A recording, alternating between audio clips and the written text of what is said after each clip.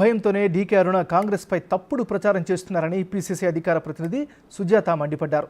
నీడనిచ్చిన చెట్టు లాంటి పార్టీ కష్టాల్లో ఉన్నప్పుడు డబ్బు కోసం బీజేపీలో చేరారని విమర్శించారు. కాంగ్రెస్ మరోసారి అత్యధిక స్థానాలు గెలుస్తుందని చెబుతున్న సుజాతతో మా ప్రతినిధి శంకర్ ఫేస్ టు ఫేస్. ప్రధాన పార్టీలు కూడా దృష్టి సారించాయి. ఒకవైపు కాంగ్రెస్, మరోవైపు బీజేపీ, బీఆర్ఎస్. ఈ మూడు ప్రధాన పార్టీలు సైతం ఎలాగైనా సరే తమ జెండా ఎగరవేయాలని చెప్పి ఊవిలుడుతున్నాయి. ఈ నేపథ్యంలో కాంగ్రెస్ పార్టీ దీని మీద స్పెషల్గా దృష్టి సారించింది. ఇప్పటికే తన ప్రచారాన్ని కూడా ముమ్మరం చేస్తూ ముందుకు వెళ్తుంది. ఈ నేపథ్యంలో ప్రస్తుతం వనపర్తి జిల్లాకు స్పోక్స్ పర్సన్ కల్వ సుజాత గారు వచ్చారు. వాళ్ళతో మాట్లాడదాం. మేడం, చెప్పండి, ఎట్లుండబోతుంది పార్లమెంట్ ఎన్నికలకు సంబంధించి ఈ పోటీని ఎట్లా చూడాలనుకుంటున్నారు? రాజశేఖర్ రెడ్డి గారు ఉన్నప్పుడు, అప్పుడు ఉమ్మడి ఆంధ్రప్రదేశ్ ఉన్నప్పుడు 35 స్థానాలు ఆంధ్రప్రదేశ్ నుండి కేంద్రానికి అందించడం జరిగింది. ఆ అందించిన నేపథ్యంలోనే కేంద్రంలో అధికారంలోకి వచ్చాం మనం. ఇప్పుడు కూడా 2004 తర్వాత 2024లో మళ్ళీ లోక్సభ ఎన్నికలు జరుగుతూనే రేవంత్ రెడ్డి గారు ముఖ్యమంత్రి ఉన్నారు. మనం నిలబడ్డటువంటి జిల్లాల్లో రేవంత్ రెడ్డి గారి నేతృత్వం, రేవంత్ రెడ్డి గారి పాలమూరు బిడ్డ సొంత జిల్లా ఈరోజు పార్లమెంట్ అభ్యర్థిగా వంశీ చందర్ రెడ్డి గారు ఇక్కడ పోటీ చేయబోతున్నారు. మరి రేవంత్ రెడ్డి గారు ముఖ్యమంత్రి ఉన్నటువంటి సందర్భంలో ఆనాడు 2004-05లో జరిగినటువంటి ఎన్నికల్లాగానే 23-24 ఎన్నికలు ఉండబోతున్నాయి ఇప్పుడు. కాబట్టి same to same history repeat again అన్నట్టు తెలంగాణ నుంచి 14 సీట్లను మోస్ట్లీ మేము సాధిస్తామనే పూర్తి నమ్మకం ఉంది. ఎందుకంటే గత 10 ఏళ్ళు బీఆర్ఎస్కి అవకాశం ఇచ్చిండ్రు తెలంగాణ ప్రజలు. దేశవ్యాప్తంగా మోదీకి అవకాశం ఇచ్చిండ్రు. దేశంలో ఉన్నటువంటి 142 కోట్ల మంది జనాభా. మరి ఇద్దరు కూడా దేశానికి సాధించింది ఏందయ్యా అనంటే దేశాన్ని లుటాయించారు వాళ్ళు. మరి ఆ లుటాయించిన దేశాన్ని గతంలో బ్రిటిషోని పరిపాలన నుంచి విముక్తి చేసి మన దేశంలో మన హక్కుల్ని, మన రాజ్యాంగాన్ని, మన ఎన్నికల్ని మనం జరుపుకున్నాం. మనం దేశం ప్రజల్ని బ్రిటిషోని చేతిలో నుంచి విముక్తి చేసినాం. మళ్ళీ ఈ మాట ఎందుకు అంటున్నా అంటే ఇప్పుడు మళ్ళీ బ్రిటిషోన్ తరహాలో గుజరాతీలు సేమ్ అక్కడి నుంచే బ్రిటిష్ వాళ్ళు మన దేశంలోకి ఎంటర్ అయ్యారు. గుజరాత్ నుంచే మళ్ళీ గుజరాతీలే దేశాన్ని పరిపాలించు దేశాన్ని సర్వనాశనం చేశారు. కాబట్టి 10 సంవత్సరాల అవకాశం ఇచ్చిన 142 కోట్ల జనాభా ఉన్నటువంటి దేశానికి ఈరోజు ప్రాతినిధ్యం వహిస్తున్న మోదీ కేవలం గుజరాత్కే ప్రధానమంత్రిలాగా దేశంలో వ్యవహారం చేస్తున్నాడు.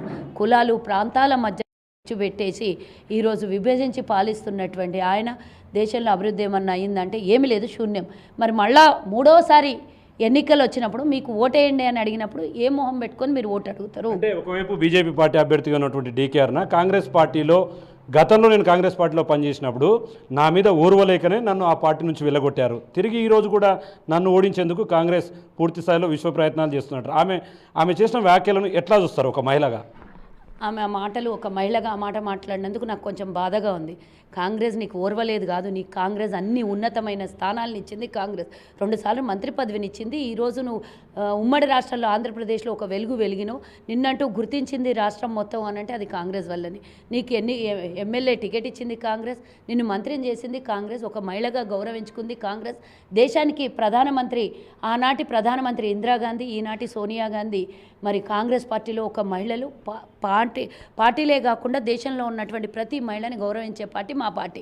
మరి నిన్నెట్లా అవమానిస్తారో నాకు తెలియదు. కానీ ఈ మాట మీరు అడిగినందుకు చాలా బాగా అడిగినారు. ఈ క్వశ్చన్ మళ్ళీ తనకు రిపీట్గా మీరు తన దగ్గరికి వెళ్ళినప్పుడు అడగాల్సిందిగా మీకు విన్నవిస్తున్నాను. నేను వంశీ చందర్ రెడ్డి గారు క్లియర్గా చెప్పిండ్రు. ఒకరోజు ఎక్కడికో పిలిచిను, గుడి దగ్గరికి పిలిచిండ్రు. రా, నువ్వు డబ్బులు అడిగినవా లేదా, నువ్వు డబ్బులు అడిగి నాకు టికెట్ డబ్బులు ఇస్తే పోటీ చేస్తా అని డబ్బులు డిమాండ్ చేసినవా లేదా, పోయినసారి ఎన్నికల్లో కాంగ్రెస్ నీకు టికెట్ ఇస్తానంటే నువ్వు డబ్బులు అడిగినవు. ఆ రోజు ప్రతిపక్షంలో ఉన్న పార్టీ, ఆనాడు ఆర్థికంగా ఇబ్బందులతో ఉన్నటువంటి పార్టీకి నువ్వు డబ్బులు డిమాండ్ చేసినావు. కన్నతల్లి లాంటి పార్టీలో నువ్వు అధికారాలన్నిటినీ అనుభవించి అత్తగారింటికి పోతే తల్లిగారింటిని విస్మరించినట్టు నువ్వు ఈరోజు నీ దారి నువ్వు చూసుకున్నవే.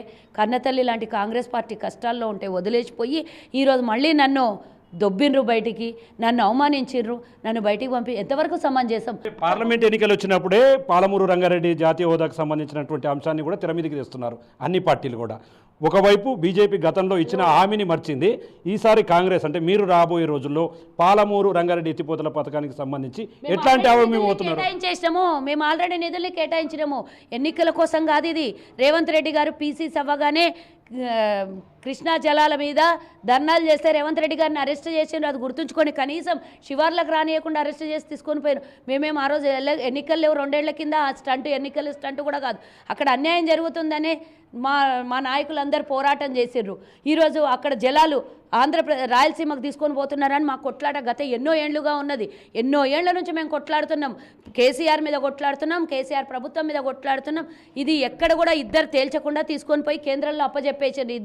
దీని ఇష్యూని తీసుకొని పోయి అక్కడ పెట్టేసి ఇద్దరు చల్లగా నిద్రపోతున్నారు. దీని మీద ఇద్దరు కొట్లాడింది ఎక్కడ కొట్లాడుతుంది కేవలం కాంగ్రెస్ పార్టీ. దీంట్లో సందిట్లో సడేమియా అని బీజేపీ తమాషాలు చూస్తుంది తప్ప ఏం చేసింది? అక్కడ జగన్కి ఇక్కడ కేసీఆర్కి ఇద్దరికి సన్నిధంగా ఉండి ఈ లొల్లి బంద్ చేయాలనంటే ఇది తీసుకొని పోయి అక్కడ తీసుకొని పోయి పెట్టేసారు, కేంద్రంలో తీసుకొని పోయి పెట్టేసారు. ఇది ఈరోజు పాలమూరు బిడ్డలు అన్యాయం అయిపోయింది కదా.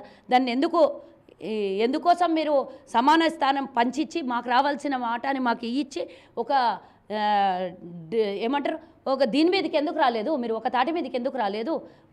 ఓవరాల్గా ఈ పార్లమెంట్ ఎన్నికల్లో బీజేపీ ఎన్ని మోసపూరిత మాటలు చేసినా కూడా ప్రజలు బీజేపీని నమ్మే పరిస్థితి లేదని ఓటమి భయంతోనే కాంగ్రెస్పై అభ్యర్థిగా ఉన్నటువంటి డీకే అరుణ దుష్ప్రచారం చేస్తుంది. దీన్ని అంతా కూడా పాలమూరు ప్రజలు తిప్పి కొడతారు. రాబోయే రోజుల్లో పార్లమెంట్ ఎన్నికల్లో కాంగ్రెస్ అభ్యర్థిగా ఉన్నటువంటి చల్లా వంశీచంద్రెడ్డిని భారీ మెజార్టీతో కూడా గెలుపుకుంటామని చెప్పి కూడా స్పోక్స్ పర్సన్గా ఉన్నటువంటి కల్వ సుజాత చెప్తున్నటువంటి పరిస్థితి కనిపిస్తుంది. ఇక్కడ latest update camera person Nageshwar Shankar Goud, big TV.